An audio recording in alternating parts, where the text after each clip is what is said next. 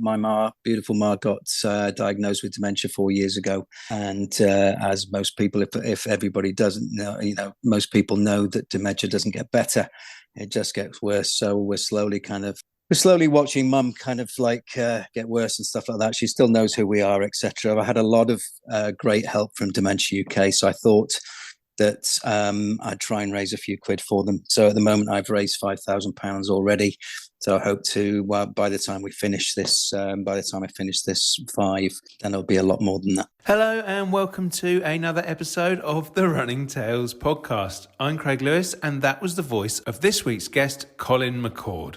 By the time you hear this, Colin will hopefully have completed the London Marathon on Sunday, what will have been his fourth out of 5 marathons in as many weeks, with the final one set to be run next week on the dreaded treadmill. Colin is fundraising to raise money for Dementia UK, to take on what is a very personal challenge for him. His mum, Susan, was diagnosed with mixed dementia in 2018. Any money he raises will go towards helping Dementia UK provide information, support, and their incredible Admiral Nurses.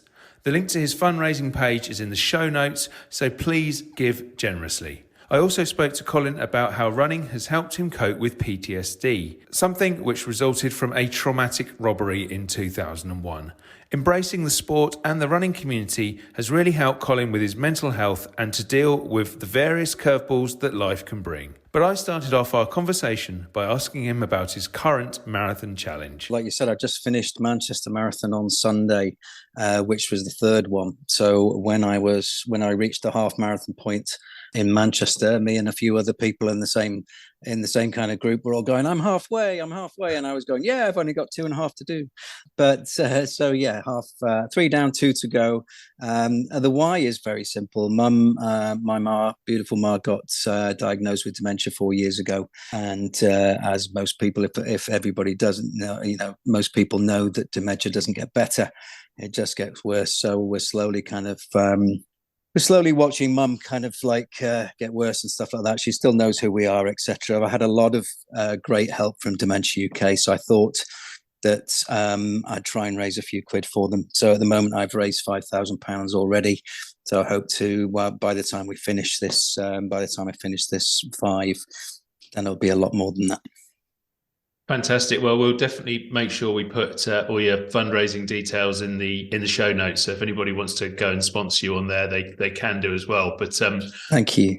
The most important question you touched on it there, but give mum a shout out. What's mum's name and how's mum doing? Mum's name is her name is Susan, or Susanna. She was born. So she brought me up a single parent. There was just me until I was 12 and my sister, and she was. And still is in my head, this kind of feisty single parent, very strong, loves to travel, loves to laugh, and took me to football games at Liverpool from a very, very early age. Since I was 8 years old, she took me to Anfield by herself. She was fiercely independent, and now that's kind of, her independence is lost now because she's. I made the decision with my sister 14 months ago to put her into a care home. So her independence is gone, but her love of life, is still there from time to time. We do laugh. She knows, like I said, she knows who I am. She recognizes me and her grandchildren and my sister and others and my kids, so. And she loves to watch me run. Before dementia came along, she watched me. Obviously, growing up as a child, she watched me run around and had to chase me around and pull me back and all that sort of stuff, because that's, I'll perhaps talk about that later, which is why I run. It certainly goes back to that kind of childhood instinct to run either from something or to something. And that's what we're doing now. But she came to see me do, when I started running, she came to New York to watch me do New York Marathon. She came to Barcelona to watch Barcelona Marathon, things like that. She never came to like Newport or any places like this. She always, you know what I mean? She always, whenever she asked me where I was running, if it was like New York or Barcelona or Hong Kong and places like that, she goes, oh yeah, I'll come with you, Cole, that'd be great. But never Southport or Morecambe or Newport or places like that. But she supported me, through thick and thin, and certainly through my my troubles with physical health and mental health problems, which is why I run, and she supported me through that. So I can try and do that in a little bit now by trying to help the charity that has helped me and her. I know it's probably an obvious question, but what sort of things can this money do to help people and to benefit those with dementia? Well, Dementia UK is kind of specialist, really. They have the people called Admiral Nurses, and these guys and girls can kind of look after both dementia patients and their families. So that's what the money pays for. Dementia UK started with 2 Admiral Nurses, and now there's 480. But we still need a lot more. In by the time 2025 comes, there'll be 1 million people in this country with dementia. So obviously, with 1 million people on top of that, with 1 degree of separation, there's, we probably, if we don't already have that now, we probably know somebody who has dementia. It's getting to those kind of levels. And it's in the news more now as well, with reports about sports like football and rugby.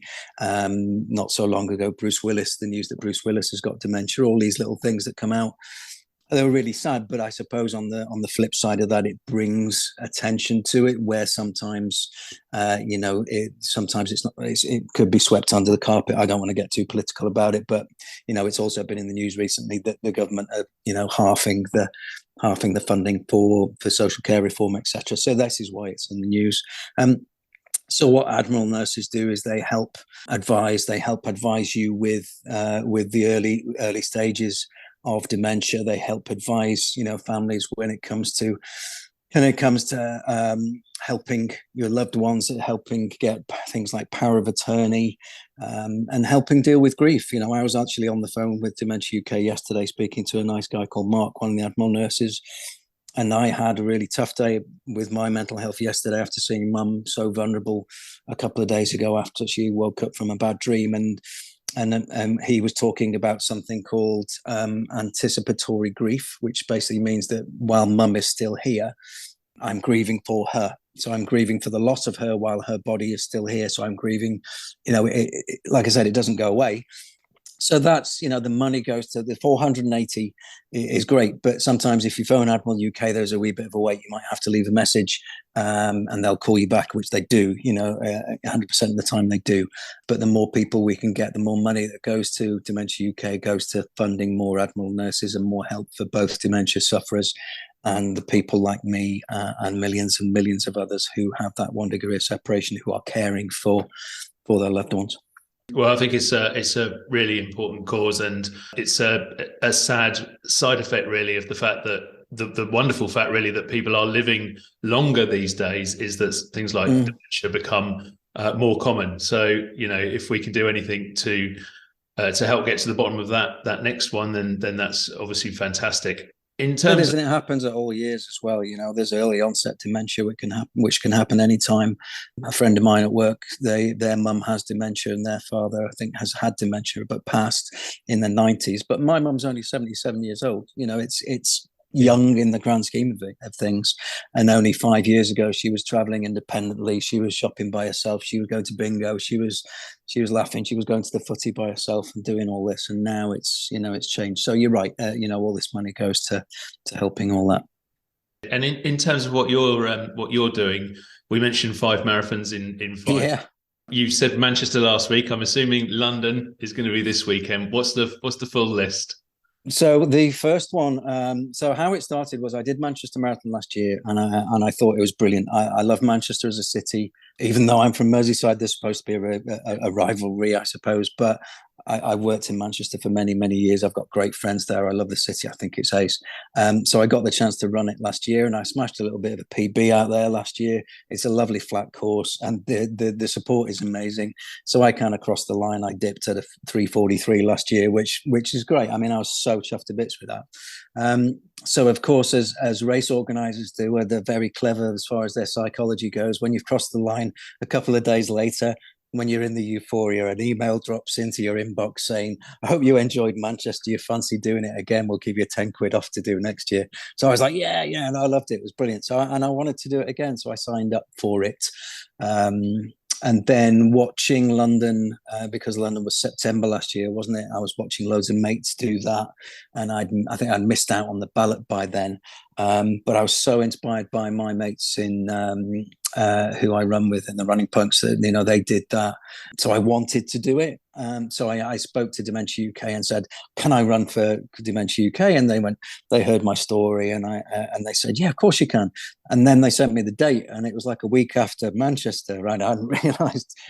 So then I looked into it, and then somebody had already asked me if I wanted to do the Great Welsh Marathon, which was on the 2nd or 3rd of April. So I'd said, no, I can't do that because I've got Manchester a couple of weeks later. But then it turned into my head in some kind of weird fever dream that I might want to do, if I'm going to do London, Manchester and London back to back. I looked at the calendar and I saw this kind of like this perfect kind of like a little symmetry in the calendar. There was 5 Sundays in April, so I thought, I wonder if there's 5 marathons in April, and it turned out that there were.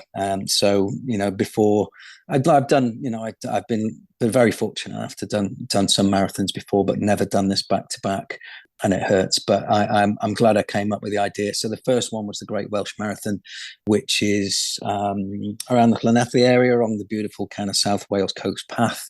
So that's an out and back course, and kind of home area of the running punks. So there was lots of us kind of doing that. It was a good trip for that.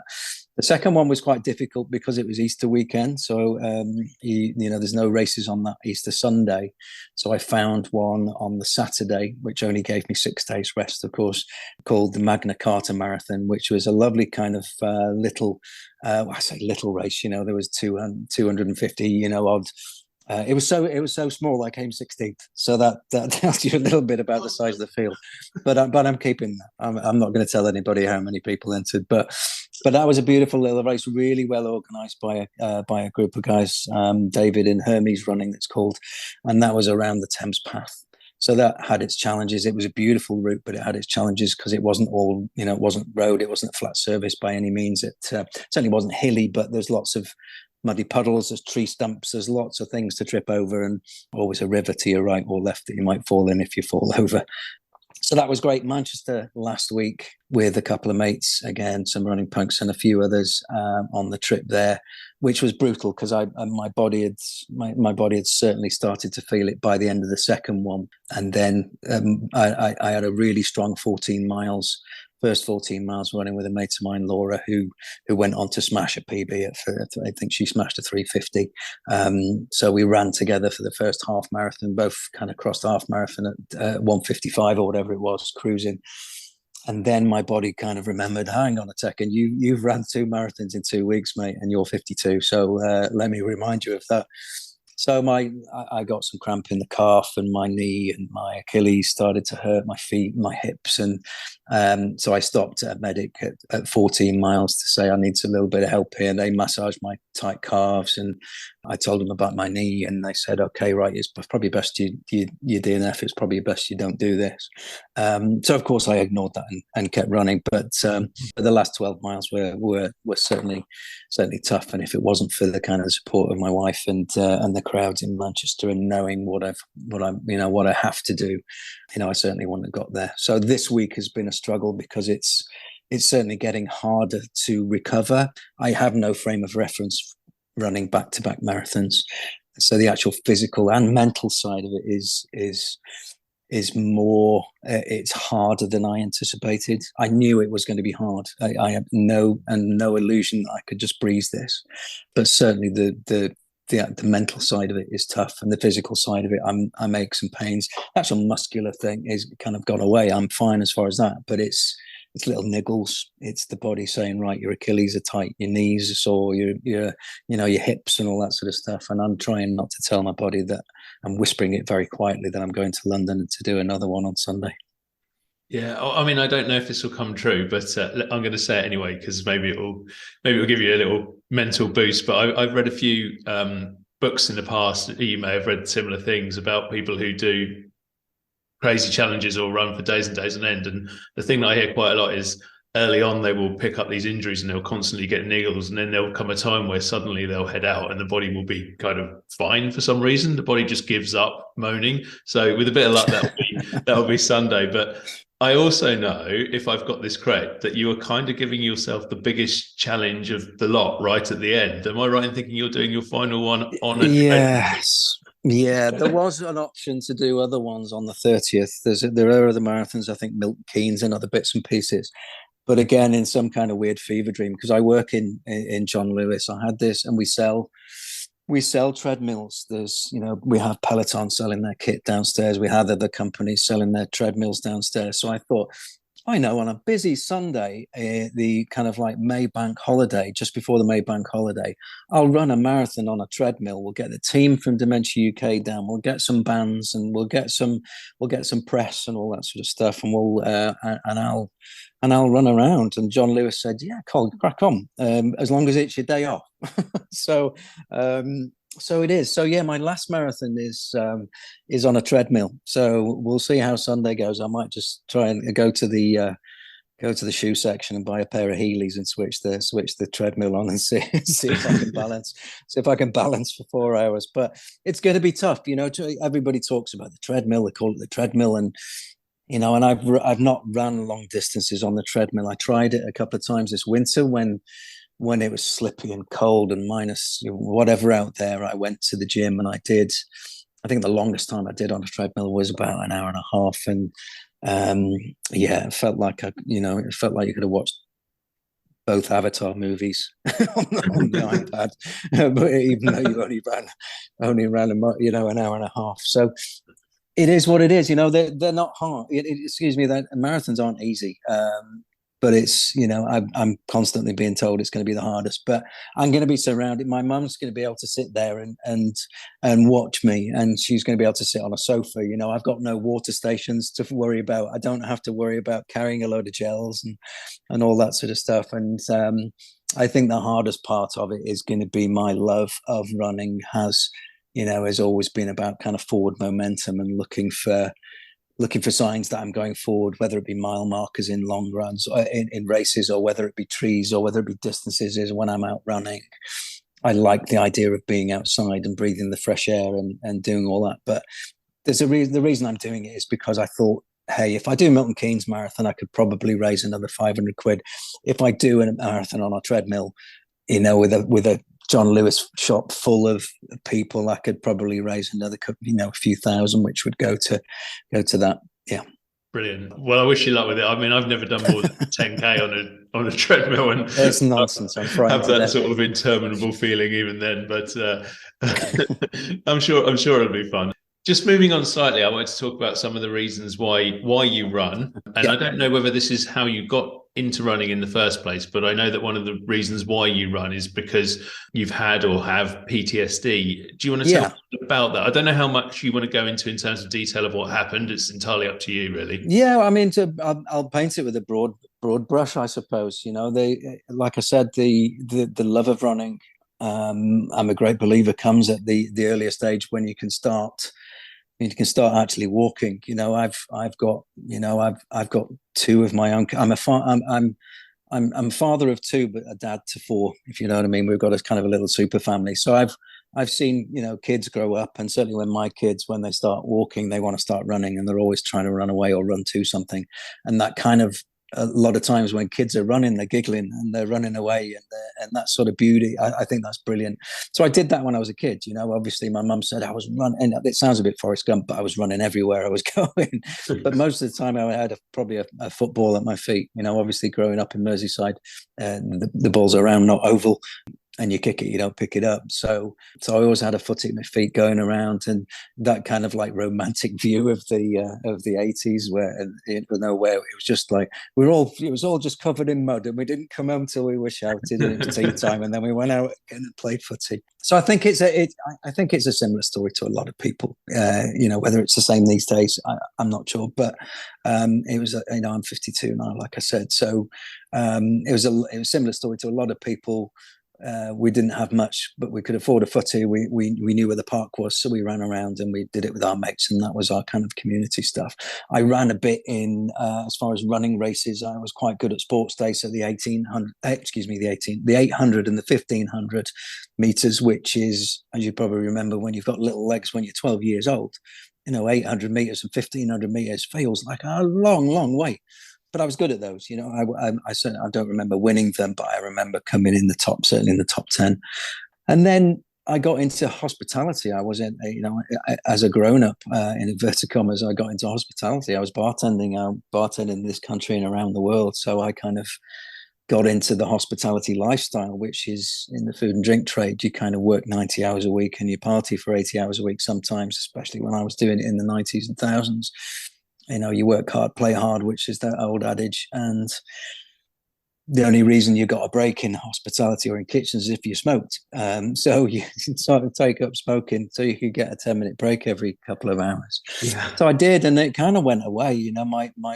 I didn't do, I kicked a footy every now and again for a couple of Sunday league teams, but I wasn't running in a straight line. It was, again, with a football. But when August the 6th, 2001, I was the victim of an armed robbery.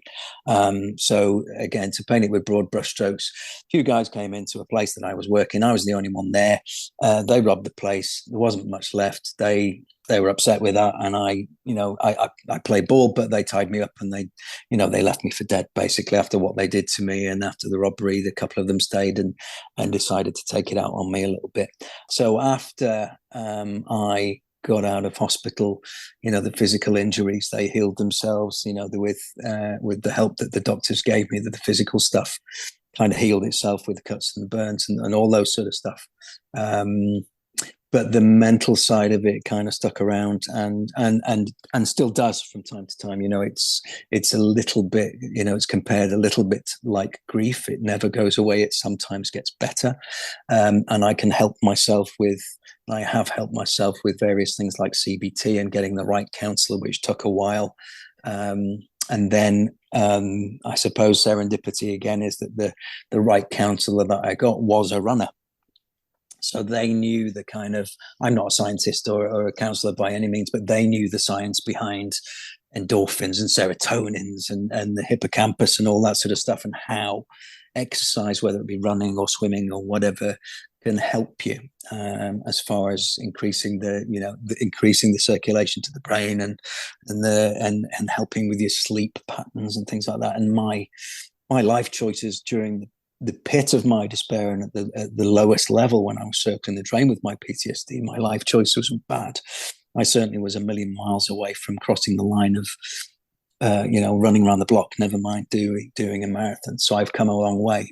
So I was smoking, I was drinking to a point where I would sleep. I was horrible to myself and to my family, my closest. It cost me a relationship and it cost me friends and things like that. But I eventually found the right person, and like I said, he helped me. He said he was going to be my airbag, which I found quite good because we were talking about music, and one of my favorite bands is Radiohead, and they have a song called Airbag. So hence, if you go onto my Twitter handle, I am the jackknife juggernaut, because it's a line from a Radiohead song.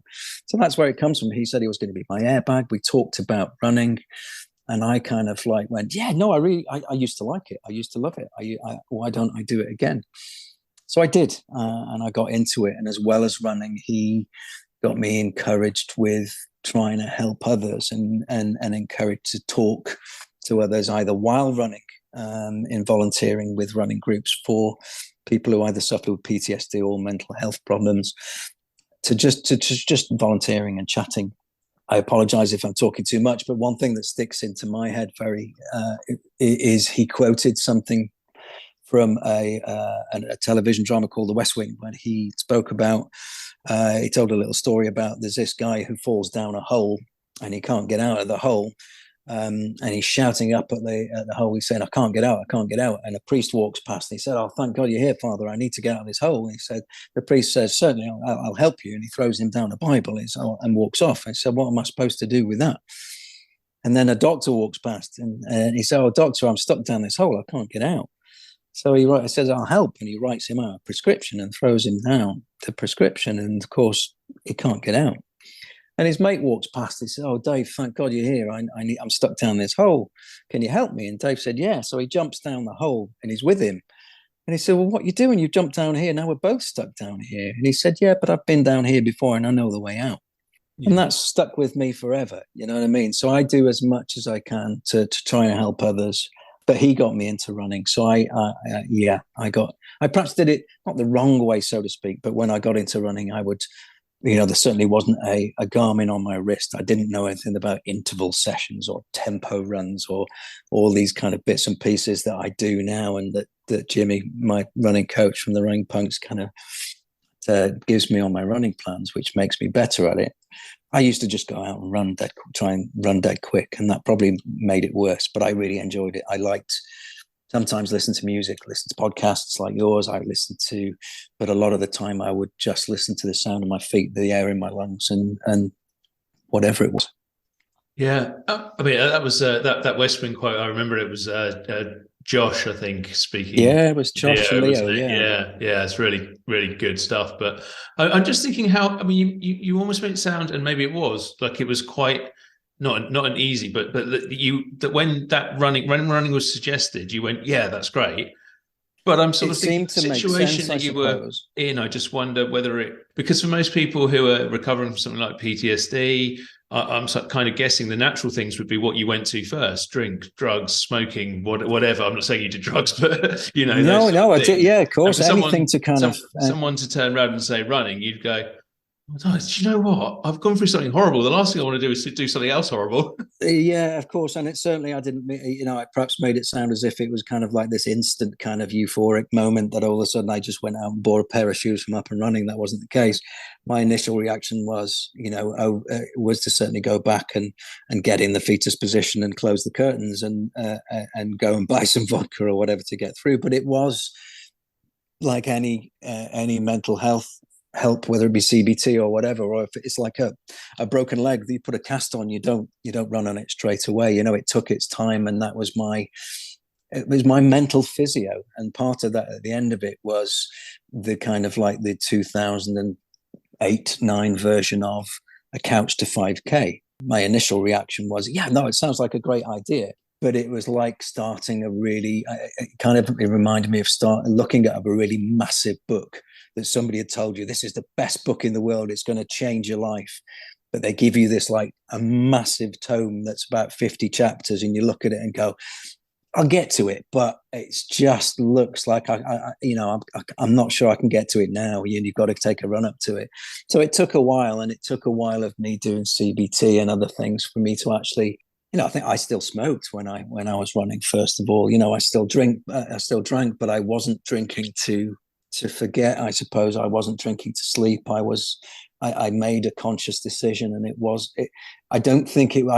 I'd love to be able to tell you there was one morning and I woke up and I looked at myself in the mirror, and I went out running. It was I don't remember, but I just remember the day that I came back and I actually felt better. So it probably wasn't run 1. It was probably about run 10 or run 12 or whatever it was. It might have been after 2 weeks. It might have been after a month. And it felt like, hang on a tick. It feels a bit childlike now. I enjoyed that, and I wasn't out of breath. I wasn't wanting to throw up. And I actually, do you know what? I really, really want to do this again for my own sake, rather than somebody telling me it's good for me. And I started to believe it because I was a skeptic about everything. I certainly was a skeptic about counselors. I was a skeptic about doctors, because I always, I always had this thing about doctors, because it seemed as though whenever I went to a doctor and talked to them about mental health, in 5 minutes, they'd throw a prescription of antidepressants at me, and they'd be sitting there with their kind of like, sponsored golf umbrellas and things like that from these various different pharmaceutical companies that had taken them on like a golf weekend or whatever. And it always had it in my mind that they're just kind of like nodding there saying, anyway, here's some citalopram, here's some such and such, go and take this and you'll be sound. When that's not the case, like I said before, if you break a leg, you put a cast on. But at the same time, when that cast comes off, you've got to do physio. You can't just take the cast off and run a marathon. You can't just take the cast off and run around the block. You've got to do physio, which my counselling was my physio, and my running was my physio. So, yeah, you're right. It wasn't it wasn't just as simple as doing that. It took a while, but there was a moment I remember. I remember where I was. I was in Midsummer Norton, down in Somerset, running along a country path. It was one of those lovely summer nights when you're swallowing more kind of like flies than water or whatever. And I got back home and I thought, do you know what? I want to do this again. So that's what felt really good. You've not stopped. Obviously, you're doing plenty of marathons now, but running is integral to everything you do in life now. It's really, really important. And sometimes that's hard as well. You know, I talk to people as well, is that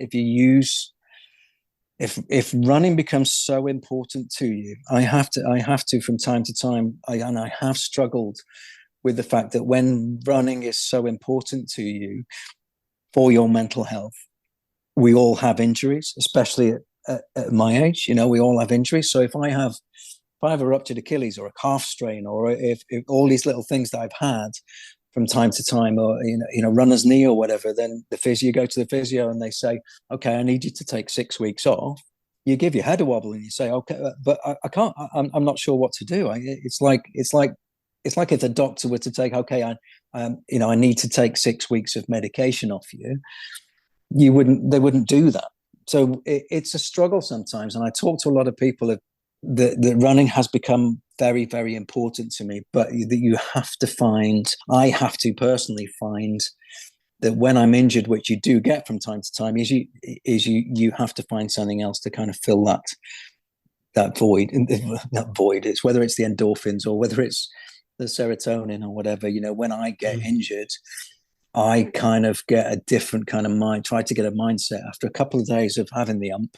And that genuine kind of, my lip goes out and go, but I'm supposed to, sometimes I've had to defer races, or sometimes I'll text Jimmy and go, I can't do this weekend or whatever. And your mates who you run with, the running punks in Cardiff or Bristol, whoever, or my little group called Blake 7 in Bristol, we just kind of get out and we run. And then all of a sudden, if I text them or I WhatsApp them or I tell them, right, my calf's blown up and my knee's blown up and my shoulder, I've got this, and this, I can't run for 6 weeks. So after a couple of days, it's I get my head around it and go, right, listen to the physio, because I've made that mistake before where I've gone, okay, I've Googled it and it says 3 to 6 weeks. So let's say 3 weeks.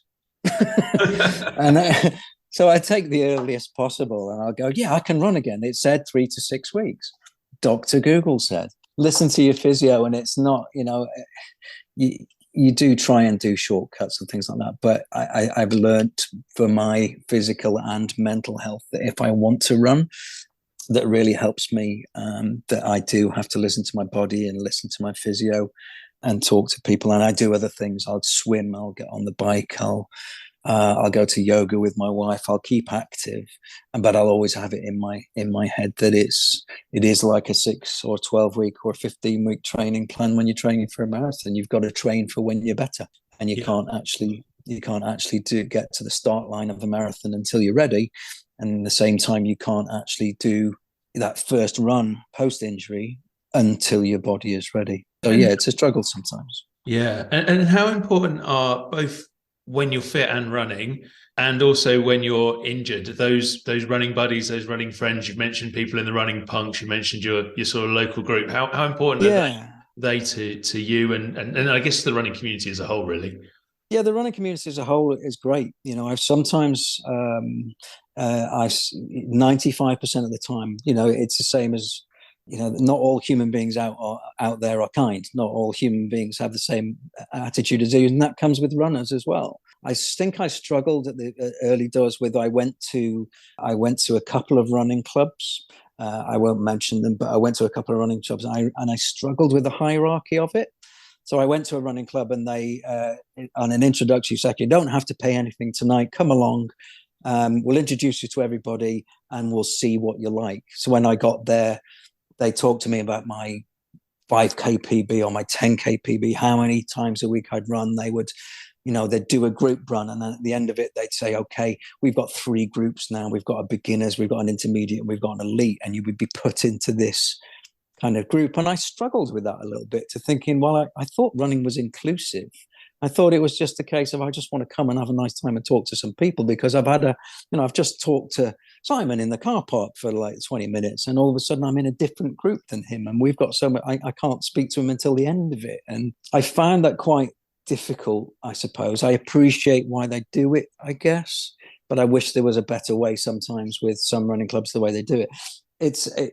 But at the same time, the whole running community, the running community, certainly the one I'm a big part of the running punks, is that they will celebrate and blow the trumpet for somebody who runs a marathon like myself, 5 and 5, or somebody, the guys doing 100-mile ultras. But at the same time, they'll blow the trumpet and beat the horns for somebody who does couch to 5K or goes around the block or swims 2 lengths of a swimming pool or whatever it is, to kind of get themselves out there and get active. You know, the idea of the running punks was very simple. It was to get away from that kind of, you know, to get back to the joy of forward momentum. And that's what I talk about quite a lot, forward momentum in my physical and mental health. But at the same time, I talk to my mates about running. I talk to my mates about music. We talk to our mates about life, about kids, about all sorts. So yeah, it's really, really important. And, you know, I'll be in those conversations sometimes where it's this circular conversation about, have you run Stoke Mandeville Marathon? No. What's it like? Blah, you know, have you run, how many park runs have you run? But I'm also just as comfortable talking about where they're from and where they've traveled to and all that sort of stuff, which is great. There's a lot of the conversations I have on runs with my mates, or in Manchester at the weekend, or at certainly the Magna Carta with a guy I was running with there for about 21 miles. 95% of it wasn't about running. It was about family life, and it's the stuff that I like to listen to. So I like that about the running community. It all seems to be, most of the time, for the right reasons, and it encourages me to kind of go on. And I'm certainly a better runner for it, and I'm a better person for it. I'm a better runner for talking to more runners because I train better now, which means I can run for longer. I can run, you know, as well. It brings my heart rate down. I can run. It's not about running a marathon faster. Personal bests, I don't think, you know, I talk a lot about my personal best not just being about a time. My personal best is about how I feel, as well as if it's a 21-minute 5K. But at the same time, if I feel horrible and I've had a bad dream and some flashbacks the night before because of my PTSD, I'm not at my personal best, which means I can't be but I can't be in my best self for my wife, for my family, for my sister, for my mum, for my friends, and for myself. I'll start beating myself up again. And, you know, I think some of the personal journey I'm going through now, I apologize if it sounds selfish, but with mum, with her dementia, I've got to be my best self to be able to help her. I've got to be at my best, and I can't be that all the time. But running certainly helps, and the people I've got around me, my wife, my friends, my running punks buddies, my other running buddies, you know, certainly help. Well, that's absolutely fantastic and perfect place to leave today's conversation. So I definitely encourage everybody to go and have a look in the show notes. We'll put the details of where they can sponsor you there. And good luck with the rest of your challenge. And I'll be about at London on Sunday, so I'll try and give you a wave if I see you. Brilliant, my mate. I appreciate it. Thank you so much for your time. Yeah. Thanks again to Colin for joining us on this week's episode of Running Tales, and good luck to him in the rest of his challenge and to take on that dreaded treadmill. If you completed London Marathon at the weekend, well done to you too. What a superb event it was, of course. And I can't finish this episode without saying a massive well done to my wife, Michelle, our co-presenter here on Running Tales, for taking on the 26.2 miles herself at the weekend. Thanks again for joining us. If you like what we do, go and give us that 5-star rating wherever you listen, and I'll see you again next week.